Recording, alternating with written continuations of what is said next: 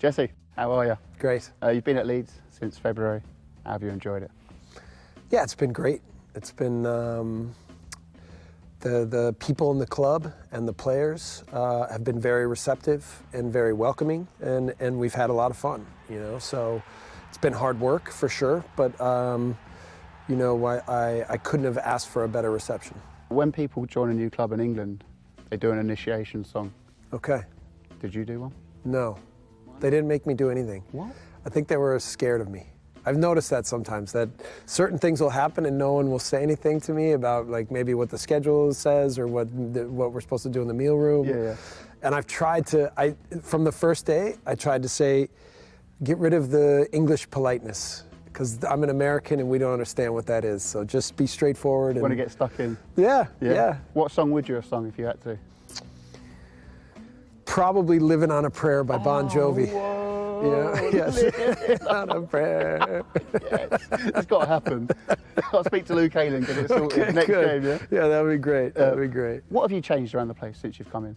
I don't really know how much I changed. I just tried to come in and be positive and an open communicator, and then try to make it very clear to the team and to the staff here what I wanted a work day to look like, and then what I wanted our team to play like.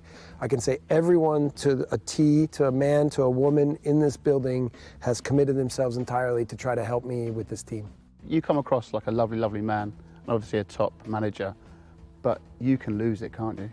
I've seen a few YouTube videos where you absolutely go flip mode.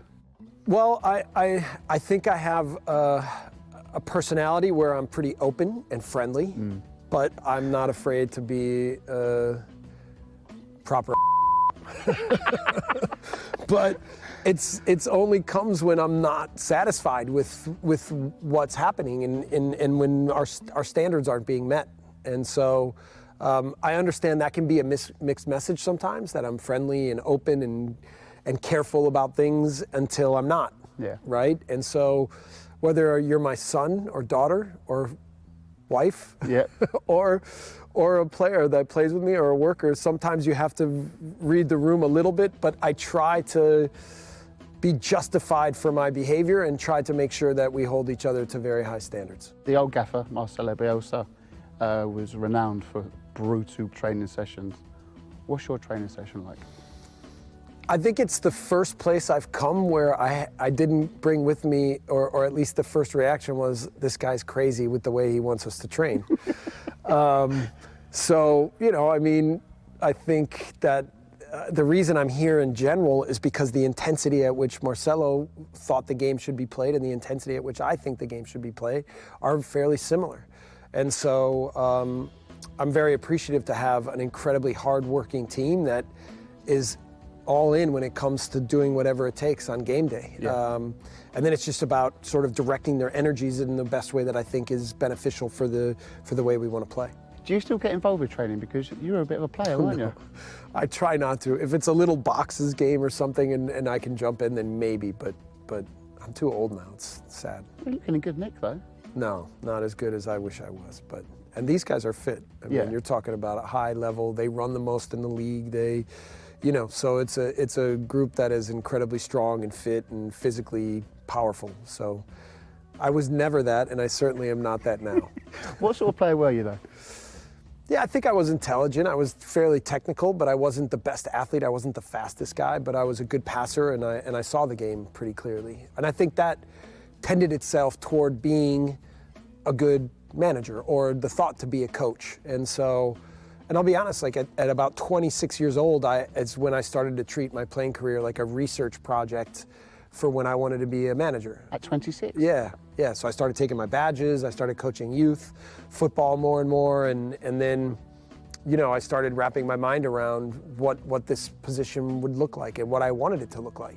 Talk to me about that tackle stroke assault on David Beckham. The videos never seem to include the shots that David got in on me before I kicked him, right? So I always, they even say with referees that they only catch the second action. Yeah. This was like the fourth action because he got me a bunch of times before I got him. But I made sure to get him in a right way when the time came. And you proper got him, didn't you? Yeah, probably should have been a red. Probably should have been a red. It was like up here. Yeah. What did he say? I'll say this. After that happened, I apologized to him as I should have. Yeah. And to be fair, it's not like it sparked a friendship between us, but certainly we became sort of colleagues. And you have to understand, at that time, the two clubs trained at the same stadium. We didn't just play in the same stadium, we trained at the same stadium. And so I would see him around the stadium, and you know, I know he gets, he's an icon, a world icon, but the times that I spoke to him about football, are the times I saw him really come alive. When you asked him about what it was like at Man U, or what it was like to play for Sir Alex, or what it was like at Milan or Madrid, and he loved to talk about his experience, his football experiences. Top man. Thank you so much. Awesome, Tubes. Thanks for having me, buddy.